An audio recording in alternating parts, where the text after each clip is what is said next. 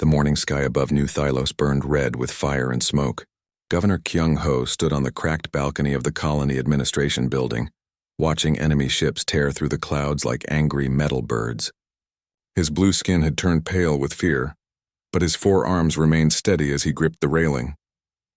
"Governor, we need to move you to the bunker now," Captain Junwoo said, climbing the stairs with his plasma rifle slung across his back. The Thylorian defense captain looked tired. Dark circles surrounded his large black eyes, and his usually perfect uniform was torn and dirty. Kyung-ho shook his head. "Not yet. I need to see how bad this is." Another explosion rocked the city below them. A Vorthak bomber had just destroyed the water treatment plant. Black smoke rose into the air as precious water poured into the streets like blood from a wound. The governor's heart sank. Without water, the colony would die even if they survived the attack. "Sir, the Vorthak commander is demanding we surrender." Communications officer Hana called from inside the building. Her voice cracked with stress as she read from her screen. "He wants all our quantum crystals and he wants us to become slaves." Kyung-ho turned away from the burning city. His people were peaceful miners, not warriors. They had built New Thylos as a place of hope, far from the violence that plagued other worlds. For 50 years, they had dug beautiful crystals from the planet's caves and traded them for food and medicine. They had never hurt anyone. "What does he say will happen if we refuse?" Kyung-ho asked, though he already knew the answer. Hana's fingers shook as she typed. "Complete destruction in one solar cycle. 24 hours. Captain Junwoo cursed in the old Thylorian language. "We have maybe 300 people left who can fight. The Vorthak have thousands of soldiers and 20 warships." Lieutenant Sojin ran into the room, her breathing heavy. "Governor, the northern defense grid is down. The automated guns are destroyed. The Vorthak are landing troops at Landing Zone 7. Through the window, they could see the enemy dropships falling like deadly rain. Each ship carried 50 Vorthak warriors. The aliens were twice as tall as Thylorians and covered in natural armor plates. They lived for war and conquest. To them, peaceful species like the Thylorians were nothing more than weak prey. "Have we heard anything from the distress signal?" Kyung-ho asked. Hana looked down at her equipment. 3 days ago, she had sent their cry for help into space, broadcasting on every frequency she could reach. The message was simple: New Thylos colony under attack. Vorthak fleet, need immediate help. Will not survive without aid. Nothing, sir. The signal reached the relay stations, but no one has answered. The governor closed his eyes. He had expected this. New Thylos was far from the main space lanes. The planet had no strategic value except for the crystals. Most other species would think it was too dangerous to help them, especially against the Vorthak. "Then we fight alone," he said quietly. Captain Junwoo stepped forward. "Governor, our mining equipment can be used as weapons, but they are not designed for war. Our workers are brave, but they are not soldiers. What choice do we have?" Kyung-ho spread his forearms wide. "We can die fighting, or we can die as slaves. I choose to fight." Another explosion shook the building. This time it was closer. The enemy was advancing street by street through the colony. Soon they would reach the administration center. "Sir, we should move to the underground shelters," Sojin said. The bunkers were designed to protect against cave-ins. They might hold against bombing. Kyung-ho nodded. "Give the order. All civilians to the shelters. All defense personnel to fighting positions." As they prepared to leave, Hana grabbed the governor's arm. "Sir, should I keep broadcasting the distress signal?" The governor looked at the communication equipment. It was old and would probably be destroyed soon. But maybe, just maybe, someone out there cared enough to help. "Yes, keep broadcasting until the very end." They made their way down into the colony's underground passages. The tunnels had been carved from solid rock when the first colonists arrived. Now they served as the last refuge for 3,000 frightened Thylorians. Engineer Young-soo met them at the main shelter entrance. "Governor, I have good news and bad news. The good news is that the main power core is still working. The bad news is that the shield generators are damaged. I can give you maybe 6 hours of protection, then the shields will fail. Can you fix them?" Young-soo's face was grim. "I would need to go to the surface power station." "The Vorthak control that area now." Captain Junwoo checked his weapon. "How many men would you need?" "Just one person to watch my back while I work." "That is a suicide mission," Sojin said. "Everything we do now is a suicide mission," Junwoo replied. "At least this one might buy us time." Medic Acha was already setting up a hospital in the shelter. She had torn white cloth to make bandages and was preparing her medical tools. "Bring me any wounded," she called. "We will patch them up and send them back to fight." Children cried in their parents' arms.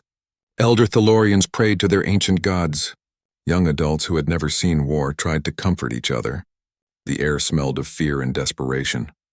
Kyung-ho gathered the fighters around him. There were not many. Most were miners who had never held weapons before yesterday. Their tools had been converted into crude plasma cutters and explosive charges. "My friends," he said, his voice carrying through the tunnel, "we are not warriors. We are builders, diggers, healers, but today we must become something else. Today we must become defenders of our home." A young miner named Dalho raised his hand.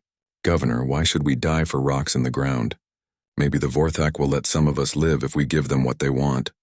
An older miner, Bongsik, spat on the ground. "You think the Vorthak keep promises? They take our crystals. Then they take our children as slaves. Then they kill the rest of us. There is no mercy from those monsters." Kyung-ho nodded. "Bongsik speaks truth. The Vorthak do not believe in mercy. They believe only in strength. Today we must show them that even peaceful people can be strong when they fight for their families." Above them, the sounds of battle grew louder. Vorthak soldiers were moving through the colony streets, burning buildings and destroying everything they found. Soon they would discover the shelter entrances. "Hana, are you still broadcasting?" Kyung-ho asked. The communications officer nodded, tears running down her face. "Yes, sir." Same message over and over. "But no one is coming." Captain Junwoo gathered his fighters. "We will set up defensive positions at Tunnel 7 and Tunnel 12. If they break through one, we fall back to the next position." Young-soo picked up his tool bag. "I am going to try to reach the power station. If I can fix the shields, we might last until tomorrow." "I will go with you," Sojin volunteered. As the small group prepared to leave, Kyung-ho pulled Junwoo aside. "Captain, if things go badly, if we cannot hold them back—" "I know, Governor. I will make sure the children do not suffer." The two Thylaurians looked at each other with understanding. It was better to die quickly than to live as Vorthak slaves. The thunder of enemy ships filled the air above them. Soon the real battle would begin. 300 defenders against thousands of trained killers. No one expected them to win, but they would fight anyway, because it was the right thing to do. In the communication room, Hana kept broadcasting their message into the empty darkness of space, hoping against hope that someone, somewhere, would hear their cry and come to help. The last free day of New Thylos was ending.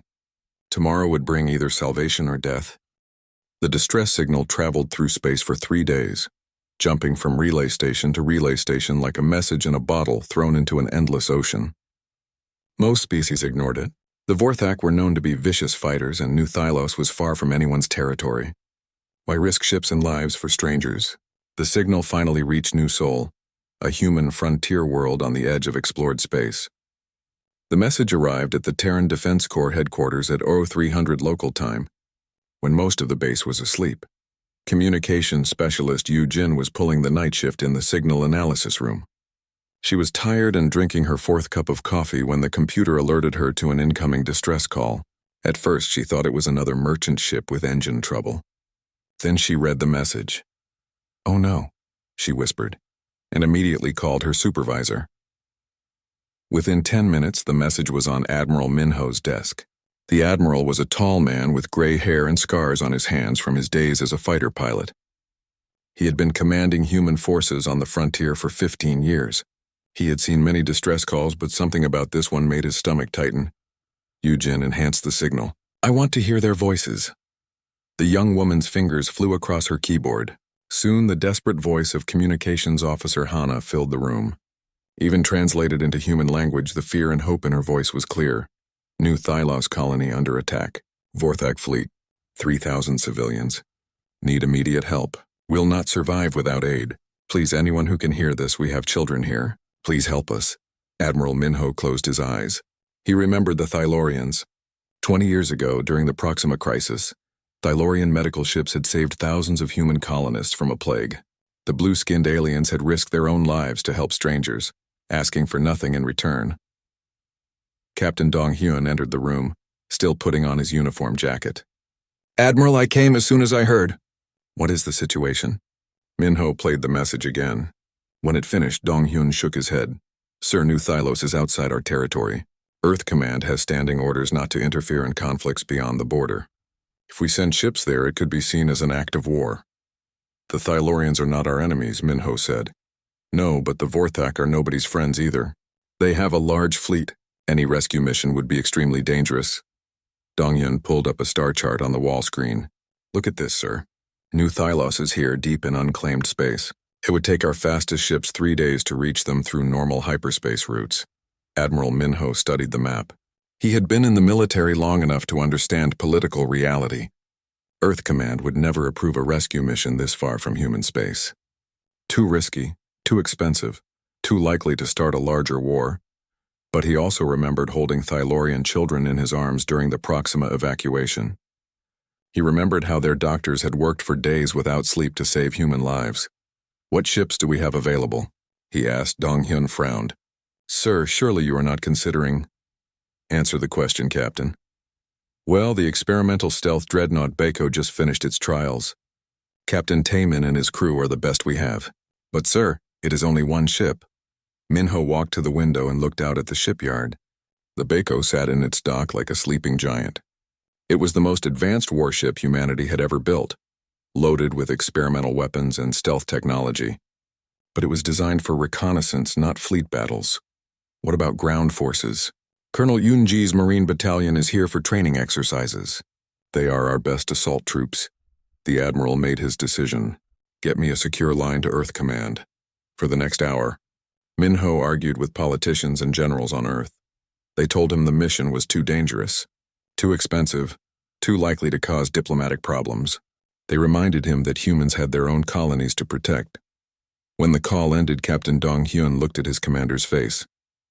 They said no, did not they? Minho nodded. Complete refusal. Direct orders not to interfere. Then that is the end of it. The Admiral was quiet for a long moment. Then he turned to Yujin. How long until the Vorthak deadline? 68 hours, sir. Minho walked to his safe and pulled out his personal authorization codes. Yujin, send a message to Captain Taemin. Tell him to prepare the Baiko for immediate departure. Emergency supply loading. Donghyun's eyes went wide. Sir, you cannot. Earth Command gave direct orders. Earth Command gave orders to the Terran Defense Corps. They did not give orders to me personally. Admiral, this could end your career. You could face court-martial. Minho smiled grimly. Captain, I am 62 years old. I have served humanity for 40 years. If I end my career saving innocent people from slavery and death, I can live with that. Within an hour, the base was buzzing with activity. Captain Taemin received his orders with a simple nod. He was a young officer, but he had earned his command through skill and courage. His crew trusted him completely. How many Vorthak ships are we expecting? Taemin asked. Intelligence estimates 15 to 20 warships plus support craft, Minho replied. The Baiko will be outnumbered, but she has advantages they do not know about. Colonel Yoonji arrived at the briefing room with her senior officers. She was a small woman who looked like she could be broken in half, but her Marines would follow her into hell if she asked. Colonel, how many troops can you take? Minho asked. 200 Marines plus support staff. We will be ready to drop in 6 hours. The Thylorians are a peaceful species. They do not know how to fight a real war. You will need to train their people quickly. Yoonji nodded. We have combat engineers and medics. We can turn miners into fighters if we have to. As the preparations continued, Yujin monitored the distress signal from New Thylos. The transmissions were getting weaker. The Thylorian communication equipment was being damaged by the attack. Admiral, she called, I am receiving updates from the colony. They are holding out, but barely. The Vorthak have landed ground troops. Minho clenched his fists. Every hour they delayed meant more innocent people would die. How long until the Baiko is ready? Captain Taemin says 4 more hours, sir. 4 hours. Minho hoped the Thylorians could last that long. In the hangar bay, Marines loaded weapons and medical supplies onto the ship. Combat engineer Jin-A checked her demolition equipment, while weapons officer Subin ran final tests on the ship's experimental quantum torpedoes. Fighter pilot Wu Jin was loading his squadron into the Baiko's launch bays. 6 fighters against a Vorthak fleet, he muttered to his wingman. Either we are very brave or very stupid. Probably both, his wingman replied. Captain Taemin stood on the bridge, watching his crew prepare for departure. Communications officer Hyunwoo was plotting hyperspace routes while logistics coordinator Ji-Won, calculated supply requirements. "Captain, we have a problem," Hyunwoo called. "The safe hyperspace routes to New Thylos will take 72 hours. We will arrive 4 hours after the Vorthak deadline." Taemin studied the navigation charts. "What about the unstable routes?" "The Kepler passage could get us there in 50 hours, but it is extremely dangerous. Ships have been lost there." "How dangerous?" 30% chance of catastrophic failure." Taemin looked around at his crew. These were the best humans had to offer, volunteers who knew they might not come home. "We take the Kepler passage." Admiral Minho came aboard for the final briefing. "Captain, I want to be clear about something. This mission is not authorized by Earth Command. You are not required to follow my orders. Any officer who wants to leave can do so now with no punishment." Nobody moved. "Very well. The Thylorians saved human lives 20 years ago. Today we return the favor." Minho shook hands with Taemin. "Bring them home, Captain." The Baiko lifted off from New Seoul as the first stars appeared in the evening sky. In the navigation room, Hyunwoo plotted their course through the dangerous Kepler passage. In the Marine quarters, Colonel Yoonji briefed her troops on Vorthak fighting tactics. And in space, the ship that represented humanity's best hope accelerated toward an uncertain battle, racing against time to answer a cry for help from across the stars. Behind them, Admiral Minho watched until the ship's lights disappeared into the darkness. Then he went to his office and wrote his resignation letter, knowing that saving 3,000 innocent lives was worth ending his career. The rescue mission had begun. The countdown had reached 12 hours. In the underground shelters of New Thylos, Governor Kyung-ho sat at a broken table trying to write what he knew would be his people's final message to the galaxy. His hands shook as he pressed the stylus to the electronic pad. "To whoever finds this record," he began, "we are the Thylorians of New Thylos Colony. We lived here in peace for 50 years. We hurt no one. We helped those who asked for aid. The Vorthak came to take our crystals and make us slaves. We chose to fight instead of surrender. We are not warriors, but we died as free people." Above him, the sound of plasma fire echoed through the tunnels. Captain Junwoo's defenders were fighting street by street, tunnel by tunnel. They had lost Tunnel 7 an hour ago. Now the enemy was pushing toward Tunnel 12. "Governor!" Lieutenant Sojin called, running down the stairs with blood on her uniform. "Junwoo needs you at the command post. The situation is bad." Kyung-ho followed her through the crowded shelter. Families huddled together in the dim light. Children cried softly while their parents tried to comfort them. Elder Thylorians sang old songs to keep spirits up. Medic Acha moved between the wounded, doing what she could with limited supplies. The command post was a small room carved from solid rock. Captain Junwoo stood over a tactical display, moving pieces that represented his shrinking force. His face was grim. "Report, Captain. We have lost 60% of our fighters. The Vorthak are using flame weapons in the tunnels. Our people cannot fight in those conditions." Junwoo pointed to the map. "They have broken through here and here. We can hold Tunnel 12 for maybe 2 more hours, then we fall back to the main shelter. And after that? After that we make our last stand." Engineer Young-soo had not returned from his mission to repair the shields. They had lost contact with him 6 hours ago. The power generators were still running, but without the shields, Vorthak bombers could attack the shelter directly. "Sir," Communications Officer Hana called from her equipment. "I am still broadcasting, but the transmitter is damaged. Signal strength is down to 30%. Kyung-ho looked at the communication setup. It was held together with spare parts and determination. "How long can you keep it working?" "Maybe 4 more hours. Then it will fail completely. 4 hours. Just enough time for the Vorthak deadline to arrive." A messenger ran into the command post. "Captain, the Vorthak are demanding to speak with the governor. They have set up a communication relay at the main entrance." Junwoo shook his head. "It is a trick. They want to locate your position." "Maybe," Kyung-ho said. "But maybe they want to negotiate." The Vorthak do not negotiate. They demand. Despite the captain's warnings, Kyung-ho decided to answer the call. The enemy commander's face appeared on their screen. Vorthak looked like reptiles crossed with insects. This one had scars across his face and eyes like black stones. "I am Commander Vextar of the Vorthak fleet. You are the leader of these dirt diggers? I am Governor Kyung-ho of New Thylos Colony. Your deadline expires in 11 hours. My warriors are tired of digging you out of your holes. Surrender now and I will allow half your people to live as workers. Refuse and I will use gas weapons to kill everyone in those tunnels." Kyung-ho felt his blood freeze. Gas weapons would kill everyone in the shelter, including the children. What do you want? All quantum crystals in your storage facilities. All mining equipment. All weapons. Your people become property of the Vorthak Empire. And if we agree to this, half live, half die. The strong work. The weak feed our animals. The transmission ended. Kyung-ho stared at the blank screen, knowing that Vextar would keep his word. The Vorthak always kept their word when it came to cruelty. Governor, Junwoo said quietly, some of the families are asking if we should surrender. They think their children might survive. And what do you think? I think Vorthak promises are worth nothing. They will kill us all anyway, just slower. In the medical section, HFY was running out of supplies. She had torn up her own clothes to make bandages. The wounded kept coming, carried down from the fighting above. Some were burned by Vorthak flame weapons. Others had been hit by plasma fire. Doctor, a young fighter named Min Jun, called. My brother Dalho is asking for you. HFY found Dalho lying on a makeshift bed. He was the young miner who had questioned why they should fight. Now half his face was burned and he was dying. Doctor, he whispered, I was wrong before. I understand now why we fight. Do not talk. Save your strength. No, I need to say this. We fight because if we do not, the Vorthak will do this to other colonies. Other children. We fight so the galaxy knows that some things are worth dying for. Dalho died holding HFY's hand. She closed his eyes and moved to the next patient. At Tunnel 12, the defenders were running out of ammunition. They had converted mining equipment into weapons, but the tools were not designed for sustained combat. Plasma cutters overheated. Explosive charges ran out. Soon they would be fighting with hand tools against professional soldiers.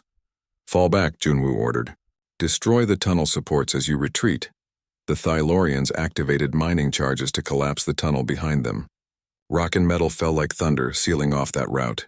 But there were other tunnels, and the Vorthak were patient hunters. In the communication room, Hana continued to broadcast their distress signal into space. Her equipment was failing piece by piece. First the main transmitter, then the backup systems. Soon she would have only the emergency beacon. Anyone who can hear this, she spoke into the microphone. This is New Thylos Colony. We are under attack by Vorthak forces. 3,000 civilians, including children, are trapped underground. We need help. Please, if anyone is listening, we are running out of time. Static filled the speakers. No one answered. As the night wore on, the situation grew more desperate. The Vorthak had brought in heavy equipment to dig through the collapsed tunnels. They were also using thermal scanners to map the underground complex. Young fighter Sung Min brought news from the surface. Governor, I made it to an observation post. The Vorthak have landed more troops. I count at least 2,000 soldiers now.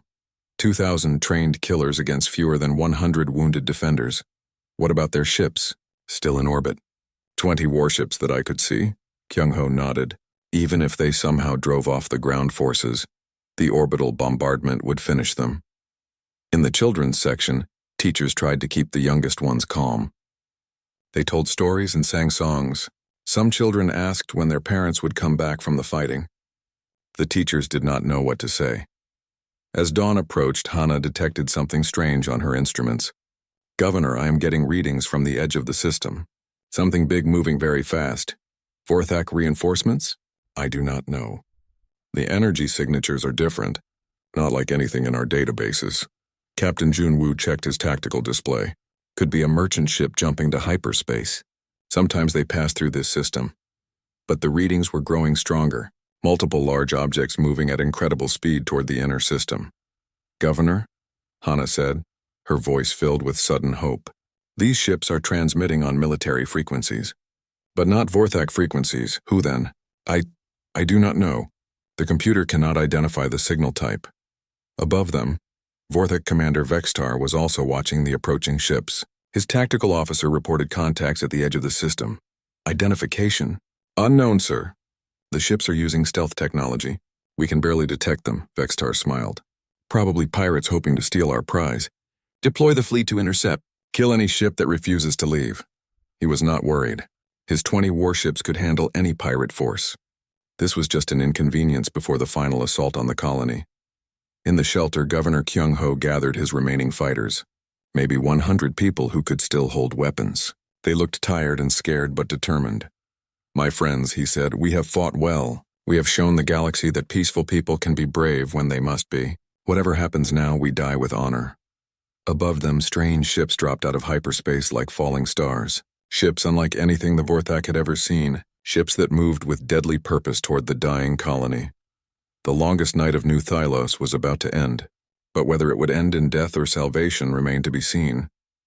In the communication room, Hana sent one final message into space. This is New Thylos colony. If anyone can hear this, we fought as long as we could. Remember us. Then the transmitter finally died, and they waited in silence for whatever would come next. The Beko emerged from hyperspace like a ghost made real. Captain Taman stood on the bridge watching the tactical display fill with red dots. 20 Vorthak warships orbited the planet like vultures around a dying animal.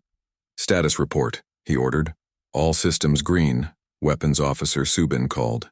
Stealth field is active. They cannot see us yet. Communications, any word from the colony? Yenwu shook his head. Nothing, sir. Their transmitter went dark 2 hours ago. Taemin studied the enemy formation. The Vorthak ships were older designs, but they outnumbered the Biko 20-1. In a normal battle, those odds would be impossible. But this was not going to be a normal battle. Colonel Yunji, are your Marines ready? The colonel's voice came through the comm system from the Marine Bay. Ready to drop, Captain. Just get us close enough. Fighter squadron status. Pilot Wu Jin checked his instruments. 6 fighters loaded and ready. We are outnumbered, but we have speed advantage. Taemin opened a communication channel to the Vorthak fleet. He had studied their language during the trip. Now he spoke in perfect Vorthak, his voice cold as space itself. Vorthak fleet, this is Captain Taemin of the human warship Beko. You have one chance to withdraw from this system. Take it. The response came quickly. Commander Vexistar's face appeared on the screen, showing surprise and then amusement. Humans? Here? You are very far from your territory, little mammals. This is Vorthak business. Leave now or join these dirt diggers in death. We decline your generous offer. Vextar laughed, a sound like breaking glass. 1 ship against my fleet? You must be insane. I have 20 warships and 5,000 warriors, I know. It hardly seems fair. Fair to who? Taemin smiled. Fair to you. He cut the transmission and turned to his crew. All hands, this is the captain. We are about to engage a superior enemy force to rescue innocent civilians. Today we show the galaxy what humans do when peaceful people cry for help. Battle stations. Alarms rang throughout the ship. The Beko's stealth systems had been designed by humanity's best engineers.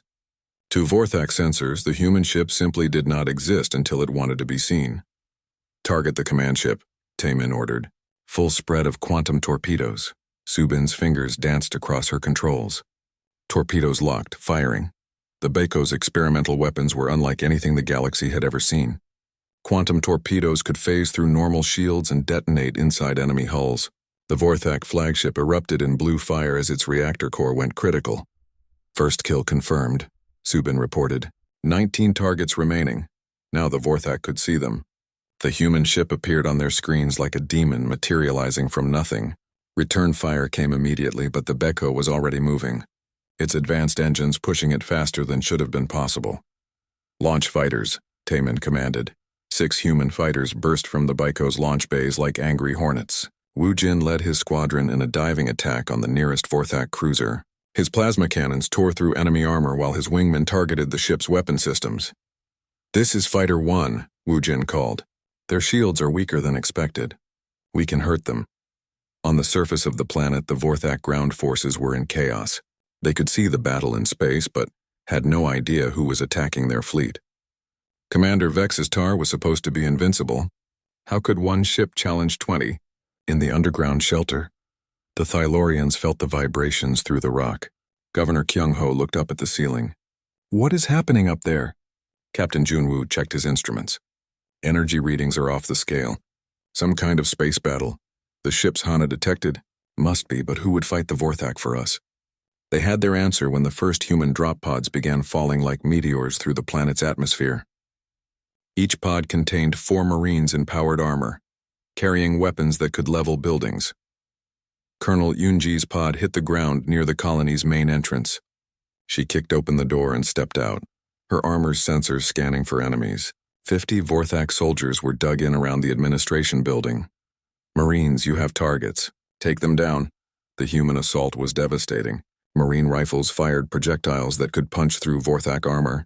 Grenades cleared enemy positions in seconds. Combat engineer Genie set charges that brought down an entire building on top of a Vorthak command post. The aliens had never faced humans in combat before. They were used to fighting species that relied on energy weapons and shields. Human kinetic weapons and explosive charges were primitive by galactic standards, but terrifyingly effective. What are these creatures? A Vorthak soldier screamed before a human sniper put a bullet through his head. In space, the battle was turning into a slaughter. The Bayeko's stealth systems allowed it to strike and vanish before the Vorthak could respond effectively. Subin had destroyed 5 more ships with quantum torpedoes while Wu Jin's fighters picked apart the enemy's smaller vessels. "Captain," Hyun Woo called, "I am detecting more ships dropping out of hyperspace.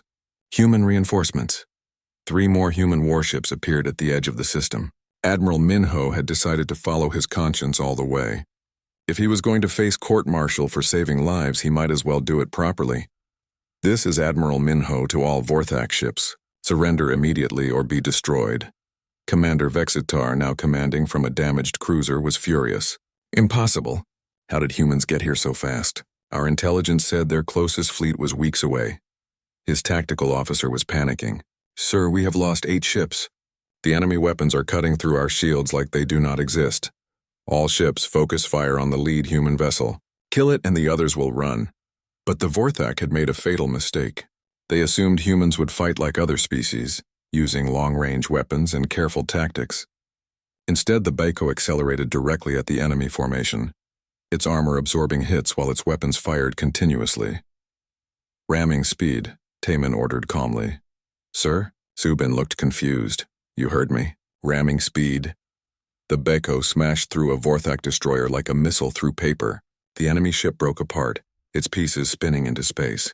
The human ship emerged from the wreckage, damaged but still fighting.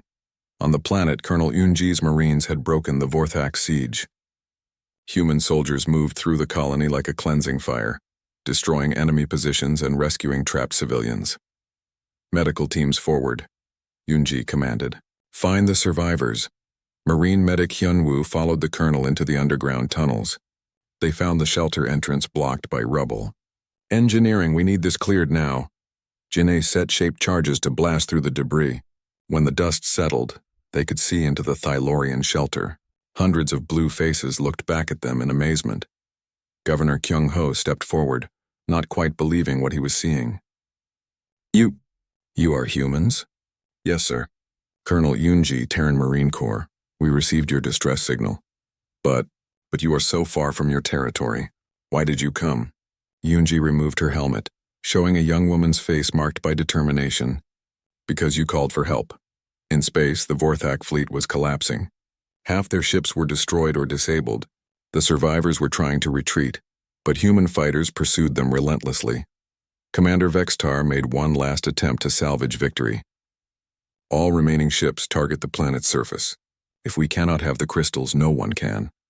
But as his ships moved into bombardment position, they found their way blocked by the Baiko. The human ship positioned itself between the Vorthak and the planet, its weapons trained on any ship that tried to approach. "You want to hurt innocent people?" Taemin broadcast. "You go through us first." It was an impossible gesture. One damaged ship against the remaining Vorthak fleet. But Admiral Minho's reinforcements arrived at that moment, their weapons adding to the Baiko's defiance.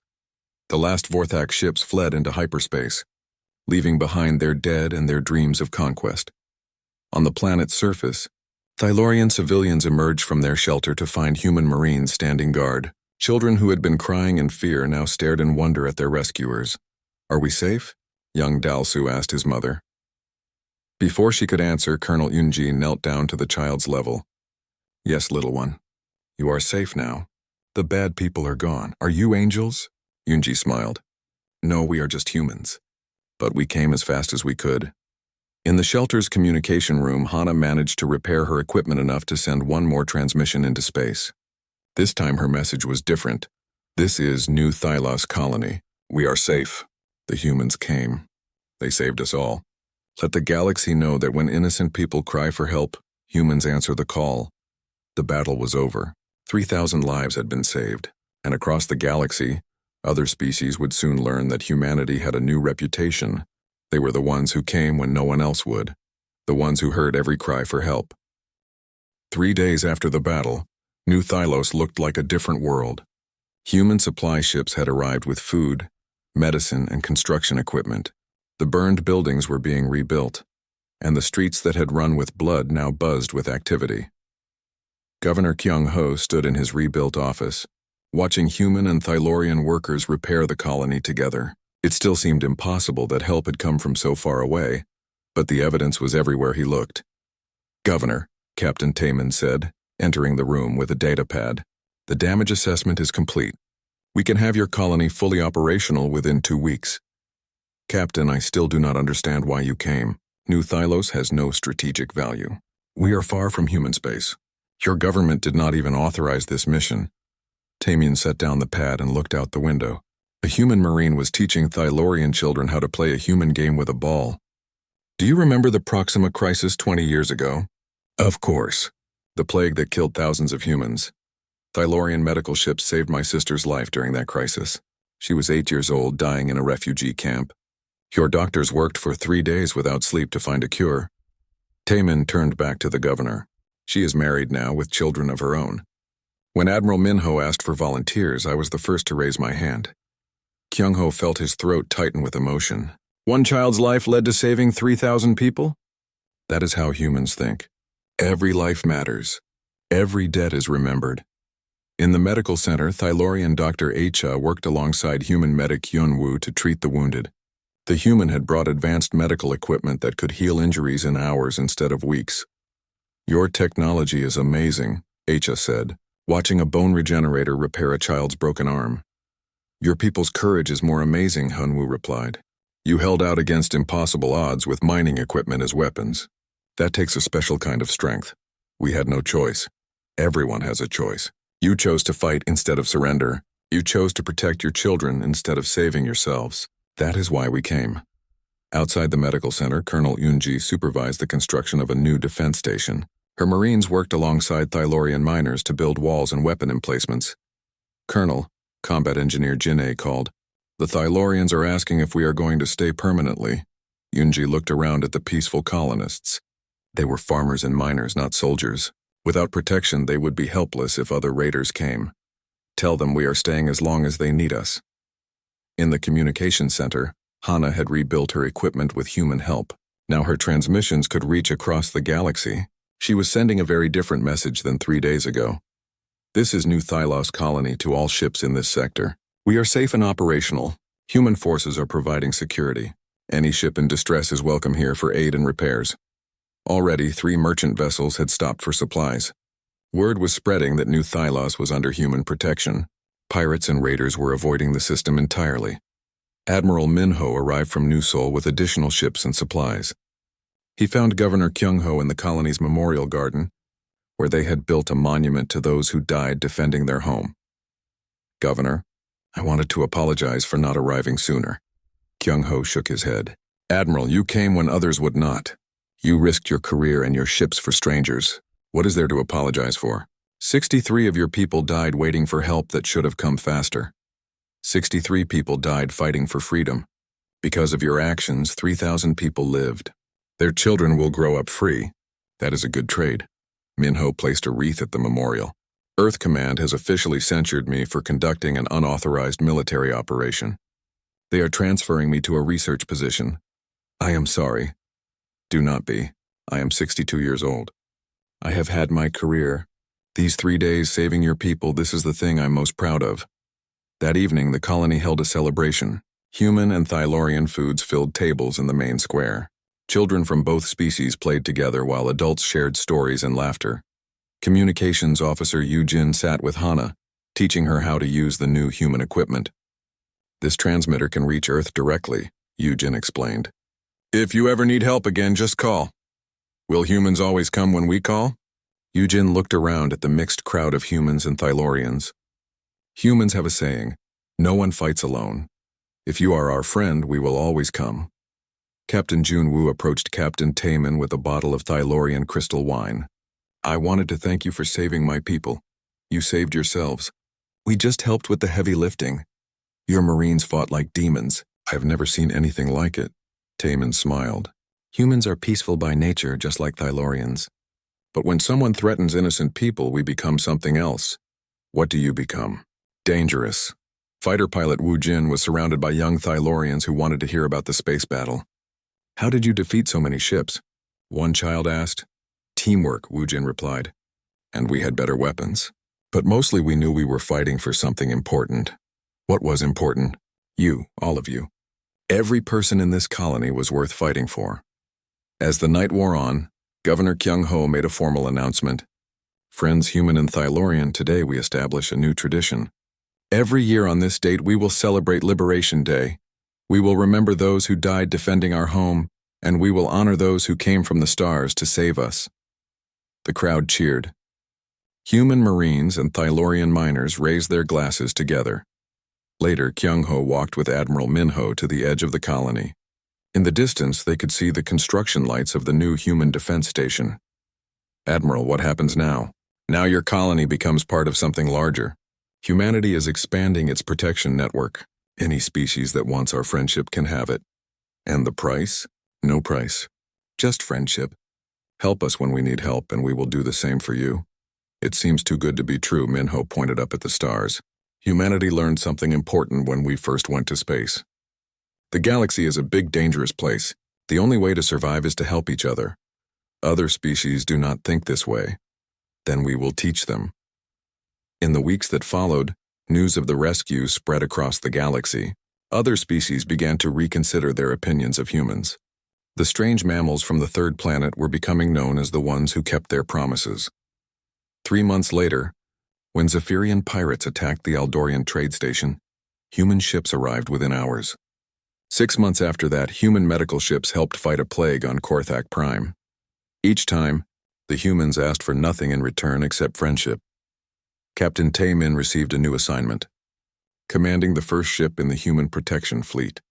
His mission was simple: patrol the frontier and respond to distress calls from any species that needed help. On his desk, he kept a small crystal from New Thylos, carved with the names of everyone who had died defending the colony. It reminded him why humans went to the stars, not to conquer but to protect.